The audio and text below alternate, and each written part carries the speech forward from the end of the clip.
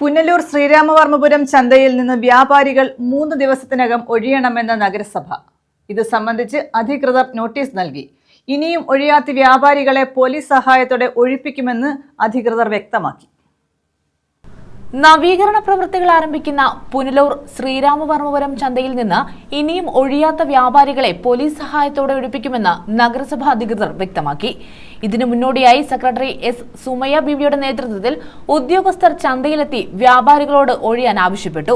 3 ദിവസത്തിനുള്ളിൽ ഒഴിയാത്ത പക്ഷം പോലീസിന്റെ സഹായം തേടുമെന്ന് സെക്രട്ടറി പറഞ്ഞു. വ്യാപാരികളെ ഒഴിപ്പിച്ച് കഴിഞ്ഞ 15 മുതൽ ചന്തയിലെ പഴയ കെട്ടിടങ്ങൾ പൊളിച്ചു തുടങ്ങുമെന്നാണ് നഗരസഭാ അധികൃതർ നേരത്തെ അറിയിച്ചിരുന്നത്. ഒഴിപ്പിക്കപ്പെടുന്ന വ്യാപാരികളെ പുനരധിവസിപ്പിക്കാൻ സൗകര്യമൊരുക്കിയിരുന്നു. എന്നാൽ ഏതാനും വ്യാപാരികൾ ഒഴിഞ്ഞിട്ടില്ലെന്നും ഈ സാഹചര്യത്തിലാണ് 15-ന് പ്രവൃത്തി ആരംഭിക്കാൻ കഴിയാതിരുന്നതെന്നും അധികൃതർ പറഞ്ഞു.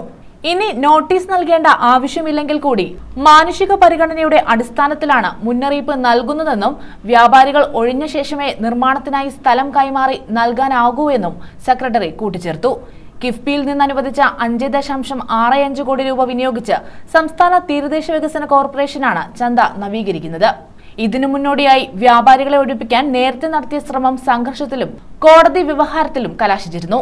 തുടർന്നാണ് വ്യാപാരികൾക്ക് പകരം സൗകര്യമൊരുക്കി നൽകുകയും 15-ന് നിർമ്മാണ പ്രവൃത്തി ആരംഭിക്കാൻ തീരുമാനിക്കുകയും ചെയ്തിരുന്നത്. തമിഴ്നാട്ടിലെ സേലം ആസ്ഥാനമായ VPM പ്രോജക്ട് എന്ന കമ്പനിയാണ് ചന്ത നിർമ്മാണത്തിന് കരാറെടുത്തത്. 2025 ഡിസംബർ 31-ന് നിർമ്മാണം പൂർത്തിയാക്കണമെന്നാണ് നിർദ്ദേശം.